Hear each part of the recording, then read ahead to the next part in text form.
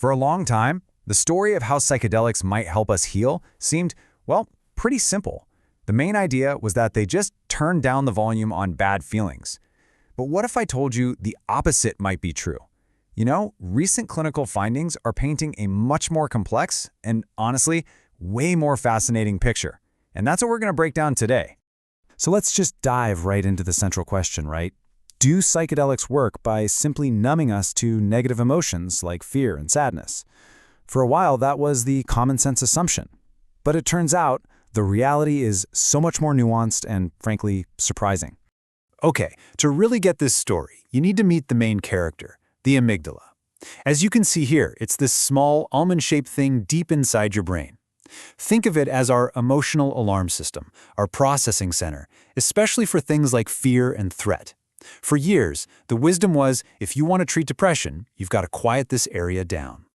And that brings us to the first chapter in this scientific story, the simple theory, the one that, for a little while, seemed to explain everything perfectly. So the simple story went something like this. Early studies would give psilocybin to healthy volunteers, and then they'd measure their brain activity while showing them emotionally charged pictures. And the results? They were super consistent. The brain's reaction to negative stuff, like angry or fearful faces, was dampened.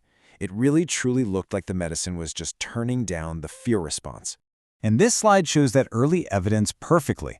Just focus on that column on the left for healthy individuals. See that?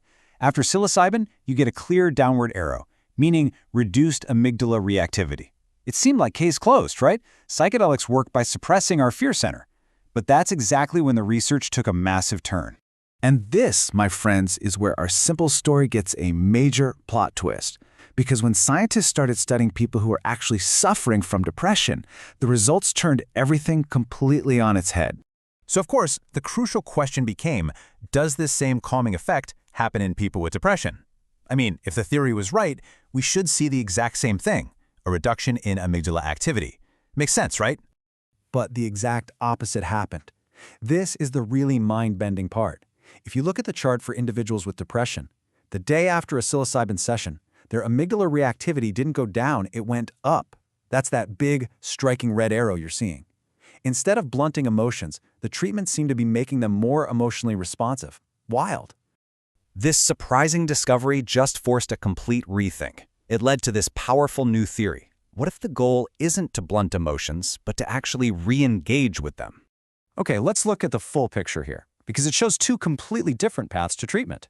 In the middle, you've got psilocybin in depressed individuals, which, as we now see, increases amygdala reactivity. That leads to what's now being called emotional re-engagement.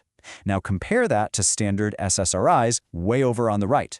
They do the opposite. They reduce reactivity, which can sometimes cause that feeling of emotional numbness or affective blunting.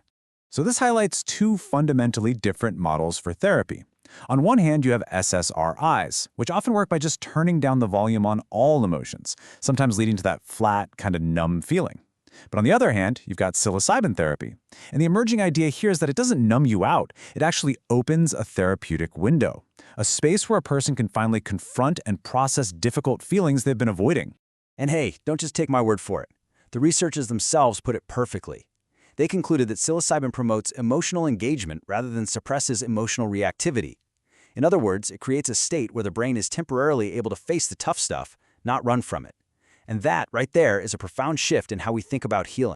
So, what does this all mean for the big picture? What are the broader implications here? Well, it points toward a completely new path for therapy.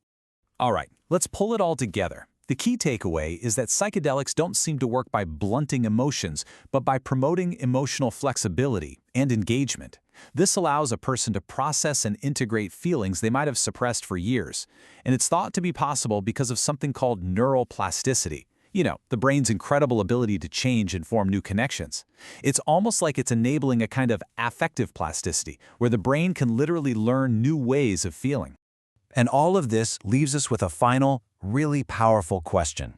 For decades, a lot of mental health care has focused on controlling or silencing difficult feelings. This research points to a radically different path, one that involves safely turning toward our emotions to actually learn from them. Could this shift from avoidance to engagement truly be the future of healing?